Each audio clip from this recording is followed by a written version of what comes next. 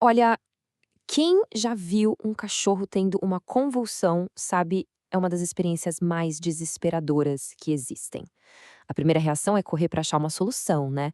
Mas e se o tratamento mais comum estiver, na verdade, deixando passar a verdadeira causa do problema? Pois é sobre isso que a gente vai conversar hoje. E essa citação do Dr. Arthur, ela resume tudo, né? Aquele sentimento de impotência, de desespero. Você vê aquela cena e a vontade de fazer qualquer coisa para parar aquilo. E é super compreensível.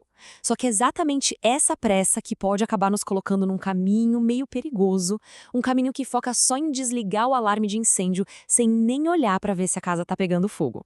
E é aí que a gente chega no X da questão.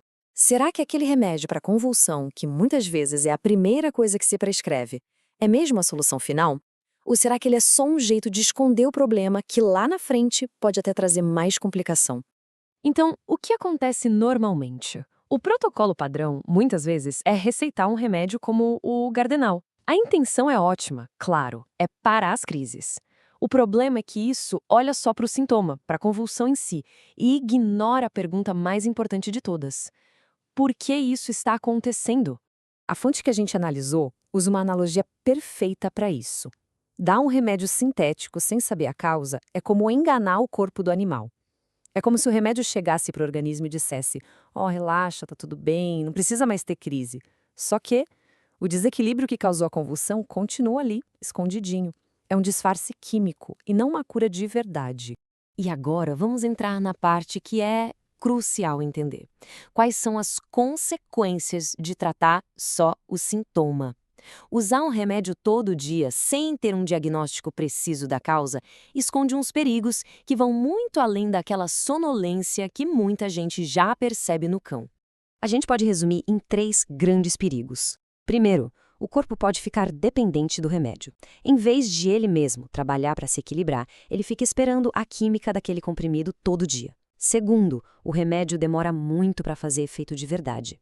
E terceiro, essa substância vai se acumulando e aos pouquinhos vai desgastando todo o sistema do cão. E olha só que impressionante o segundo perigo. Um remédio como o Gardenal pode levar de 2 a 3 semanas para realmente atingir o efeito máximo no corpo. Agora, imagina a angústia. Nesse período, o cão pode ter outra crise. Aí o que muita gente pensa, até mesmo profissionais: a dose está fraca. E aí aumenta a dose, o que só piora os efeitos colaterais. É um ciclo vicioso. E então chegamos no desgaste. O remédio que não é completamente eliminado vai se acumulando. A dose de hoje se junta com a de ontem, com a de anteontem. Isso gera uma sobrecarga gigante em órgãos vitais como o fígado e os rins. E pode causar um monte de outros problemas: apatia, ganho de peso. A fonte chega a usar a expressão de que o corpo do animal fica travado, fica naquele estado de baixa energia constante. Fica bem claro, né? Existem duas abordagens aqui. De um lado, você trata o sintoma. É rápido, mas só mascara o problema e cria dependência. Do outro, você investiga primeiro. Você vai atrás da causa, identifica o que dispara a crise e aí sim busca uma solução de verdade, que vai durar. Vamos mergulhar nessa segunda abordagem? A verdadeira virada de chave está em mudar a pergunta. Em vez de perguntar como eu paro a convulsão, a pergunta certa é: o que está causando a convulsão? E a resposta, na imensa maioria das vezes, está no que a gente chama de fator gatilho. E o que é esse tal de fator gatilho? Pensa nele como o estopim. É um evento, uma mudança, um estímulo bem específico que tira o sistema neurológico do cão do eixo e, bum, dispara a crise. E atenção, porque isso pode ser algo físico, tipo uma comida, algo no ambiente, como um cheiro, ou até mesmo algo emocional. E essa é a ideia central.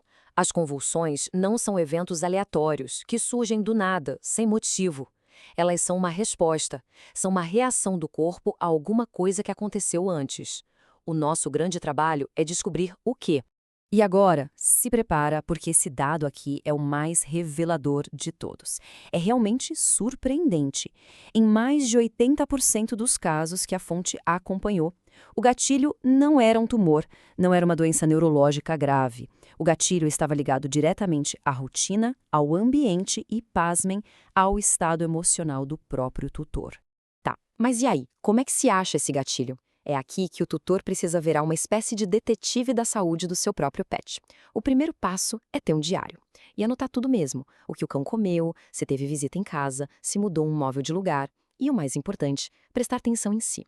O estresse do dia a dia, uma discussão, a ansiedade com a viagem. Tudo isso pode ser o gatilho que faltava para a gente entender o padrão. Quando a gente começa a investigar desse jeito, o objetivo final muda também, percebe? Não se trata mais só de zerar as convulsões a qualquer custo, mas de garantir algo muito mais importante, muito mais profundo para a vida daquele animal. Essa frase do Dr. Arthur é o coração de toda essa filosofia. Não importa o diagnóstico, mesmo nos casos mais sérios, a prioridade número 1 tem que ser a qualidade de vida.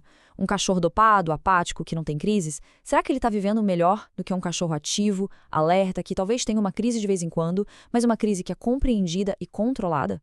E a gente termina com essa reflexão. Talvez a convulsão não seja só um sintoma de doença, mas uma forma de comunicação, sabe? Um sinal extremo de que algo no ambiente, na rotina ou no campo emocional está gerando um desequilíbrio muito grande. A pergunta que fica e que cada tutor pode começar a responder é: o que ele está tentando dizer pra gente?